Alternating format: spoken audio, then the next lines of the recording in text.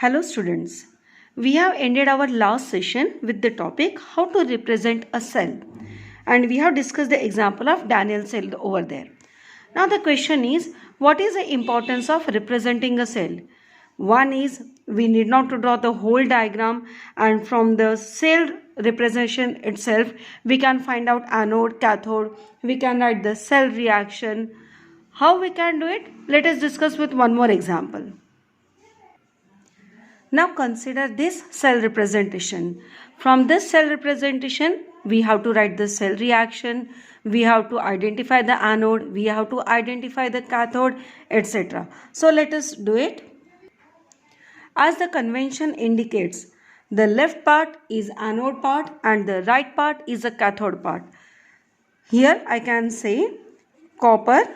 From this representation I can write copper loses 2 electrons and forms Cu2+, whereas Ag+ accepts an electron and forms silver. So I was able to write the cell reaction. Now I will identify the anode and cathode. Since the loss of electron is taking place over here, therefore copper acts as anode. Because we know at anode always oxidation takes place. Silver is accepting the electron, therefore silver acts as cathode. As we know, at cathode always the reduction takes place. So we have identified anode and cathode using the cell representation. Now we'll get the net reaction or the cell reaction also. We will add these two equations. For adding these two equations, I have to multiply the second equation by 2 so that the number of electron becomes same. Now adding this, I will get copper plus 2Ag plus gives Cu2 plus and 2Ag. So I have got net reaction over here, or I will say cell reaction. So by using cell representation, we can identify anode, we can identify cathode, and we can identify the cell reaction also. As well as we are able to write the oxidation half cell reaction and the reduction half cell reaction. From this cell reaction, it is very clear that there is a movement of the electrons, and due to movement of electrons, there is a flow of current. And since there is a flow of current, some kind of potential is developed between two electrodes, and that is what we call as electrode potential. So how can we define the electrode potential? It is the potential difference set up between metal and ions in its solution. Electrode potential is denoted as E and its SI unit is volt. We can define electrode potential in other way also. Since the metals used here, they act as electrode, so electrode potential can be also defined as tendency of electrode in a half cell either to gain electron or to lose electron. Now since the metal either accepts the electron or loses electron, therefore I can say the electrode potential is of two types, oxidation potential and reduction potential. But these electrode potentials are always calculated at standard conditions. What do you mean by standard conditions? At 298 Kelvin temperature and 1 atmospheric pressure.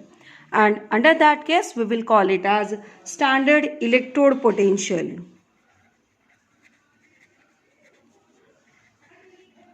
So whenever we say standard, that means all the conditions are fixed one. Standard electrode potential is denoted as E0. So this is the difference between electrode potential and standard electrode potential. Electrode potential we denote as E and SEP we denote as E0. So how can we define standard electrode potential? It is the potential difference between metal electrode and its ionic solution when the conditions are standard. What are the standard conditions? The temperature 298 Kelvin, the pressure 1 atmospheric pressure, and the concentration has to be unity. Unity means 1 molar of all the species. That is what we call as a standard electrode potential. Now as we can see, the metal electrode can either lose electron or gain electron, and therefore we have two types of electrode potential: standard oxidation potential and standard reduction potential. So standard electrode potential is the potential developed when the electrode has a tendency to lose electron. On the other hand, standard reduction potential, it is the potential developed between electrode and electrolyte when it has a tendency to gain electron. Standard oxidation potential is called as SOP, whereas this will be called as SRP. We have to remember one thing, that SOP and SRP for any electrode have same magnitude, but they are different in magnitude. For example, E naught Zn2 plus Zn equals to minus 0.76 volt. That is, the standard reduction potential for zinc is minus 0.76 volt. On the other hand, SOP for zinc will be same but with opposite sign. Now since the metal can exhibit both the potential of SOP and SRP, it is the question which potential has to be used while considering the electrochemical series. Now according to IUPAC nomenclature or IUPAC convention, standard reduction potential is considered as standard electrode potential. So now this is a fixed value, that standard electrode potential will be related to standard reduction potential. Now why we are using standard reduction potential? Because standard reduction potential can be used to find out many things. For example, electrode with higher SRP, they will always act as cathode. That is, always their reduction will take place and it will act as oxidizing agent. On the other hand, the electrode with lower SRP will act as anode. Oxidation will take place of that element and it will act as a reducing agent. This is important concept, and these basic concepts you have to remember for your future use. Along with identifying a cathode and anode, SRPs, or I will say standard reduction potential and standard oxidation potential, both can be used to find out the overall EMF of the cell. So what is EMF or electromotive force? I will say it is the overall potential developed of the cell. How to calculate it and how SRP and SOP will help in this. EMF or electromotive force can be calculated as E cathode minus E anode. That is, the element used as cathode and element used as anode, they will have their certain potential, and the difference between these two can be used to calculate EMF, or I will say E cell equals to E right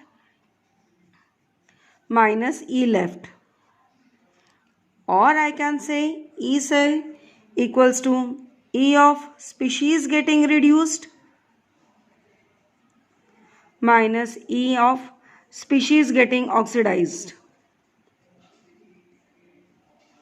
Now since we are considering all the things at standard conditions, and therefore EMF is also to be standard, and therefore I will say E naught cell equals to E naught cathode minus E naught anode. So this is how we can define or we can calculate the overall potential developed by the cell or overall electromotive force developed by the cell. We'll explain this with respect to Daniell cell. How do we represent Daniell cell? Zn2 plus aqueous, salt bridge, copper 2 plus copper. Now E naught of zinc we'll be considering SRP only.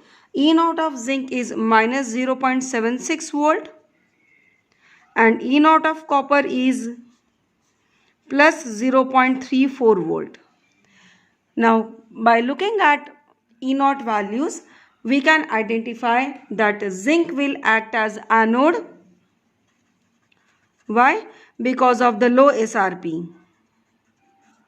And copper will act as cathode because of high SRP. As well as this is clear from the cell representation also. So my anode and cathode for the Daniell cell, they are defined now. So I can calculate the E naught cell developed in the Daniell cell. It is E naught cathode minus E naught anode.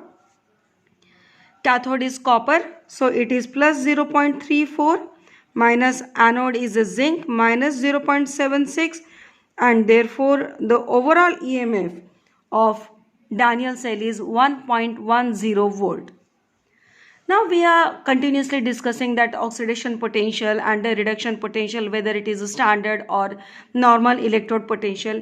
Basically, how we have calculated the value for a particular element, whether it was a oxidation potential or whether it was a reduction potential. For that, we need to compare the given element oxidation potential with certain standard value, and that value should be known to us. Therefore, we are using SHE, standard hydrogen electrode, for calculating the values of single element, for the calculating the electrode potential of single element. So what is standard hydrogen electrode and how does it works? Standard hydrogen electrode, also called as normal hydrogen electrode. Now, why only standard hydrogen electrode or SHE is selected? Because according to standard conventions, E naught of SHE is always taken as 0, and therefore whatever element we are taking in coordination with SHE will be easily able to calculate its electrode potential. This is how standard hydrogen electrode is constructed. A glass tube is kept inverted in 1 molar HCl solution. Through this glass tube, we are passing hydrogen gas at 1 bar, and inside there is one platinum foil with finely divided platinum, so that the absorption of hydrogen takes place faster. Now the thing is that standard hydrogen electrode or she can act as anode as well as it can act as cathode. Now when she act as anode, what is the reaction taking place over here? Hydrogen forming 2H plus 2 electron, because at anode always the oxidation will take place. Then when SHE act as cathode, then the reaction will be reverse. 2H plus 2 electron gives hydrogen. Reduction will take place. Now the question is, how can we decide whether SHE will act as anode or whether SHE will act as cathode? A very simple trick to remember: element, if it is more reactive than SHE, in that case SHE act as cathode. That means the more reactive element will act as anode. On the other hand, if element is less reactive than hydrogen, or I will say SHE, then SHE act as anode and the element will act as cathode. So here there is one more trick, that more reactive element will always act as anode and the less reactive element will always act as cathode. How can we use the standard hydrogen electrode to calculate the potential of a particular element? Suppose I want to calculate the potential of zinc. Then I will take zinc rod dipped in zinc sulfate or any other salt solution as an electrolyte, and I will connect it with standard hydrogen electrode. By default, I know that the electrode potential of SHE is 0. So whatever potential difference is shown in the voltmeter, that will be purely the potential difference of the zinc. E naught cell, we know E naught cell equals to E naught cathode minus E naught anode. Now since zinc is more reactive than hydrogen, therefore I know zinc will be acting as an anode and she will be acting as cathode. So it will be 0 minus the value got on the potential value got on the voltmeter is 0.76, and therefore minus 0.76 volt, and I can say E naught of zinc is minus 0.76 volt. How can we represent this cell? Zinc will be obviously anode separated by salt bridge, H plus aqueous. It is in contact with hydrogen gas at 1 bar and it is in contact with platinum solid. This will be the representation of the given cell. Representation of SHE separately I will show here. It is platinum solid, hydrogen gas at 1 bar and H plus aqueous at 1 molar solution. Now what are the advantages of using standard hydrogen electrode potential? We know that E naught of SH is 0, therefore directly we can calculate electrode potential of the any element becomes easy. But there are many disadvantages. The very first disadvantage is it is very difficult to maintain different standard conditions like the concentration at 1 molar, the pressure at 1 bar.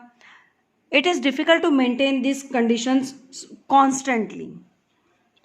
Secondly, hydrogen gas gets poisoned easily even by traces of impurity.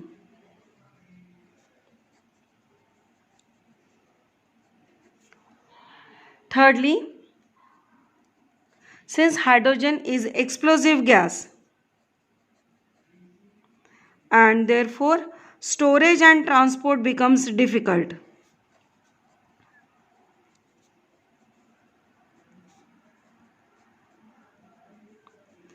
And therefore nowadays SHE is replaced by another electrode called as calomel electrode. This is the new electrode which is used nowadays.